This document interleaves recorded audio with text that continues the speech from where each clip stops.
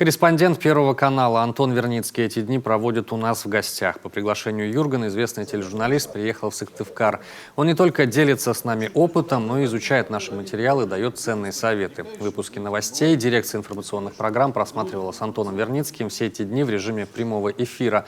Федеральный корреспондент положительно оценил работу телеканала и даже раскрыл несколько собственных телевизионных секретов.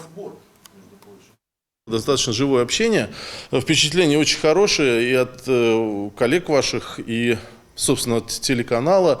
Сыктывкара еще пока не увидел целиком, потому что я вот только с вами и общаюсь. И от уровня работы. Очень нормально, совершенно хороший уровень работы с некими замечаниями, которые, собственно, на любом телеканале можно найти каких-то там маленькие какие-то зацепочки, которые можно улучшать. Есть что улучшать, но это совершенно нормальная творческая работа. Мне понравилось то, что глаза горят, и народ с удовольствием это слушал, и что-то, может быть, вынесет от нашего общения.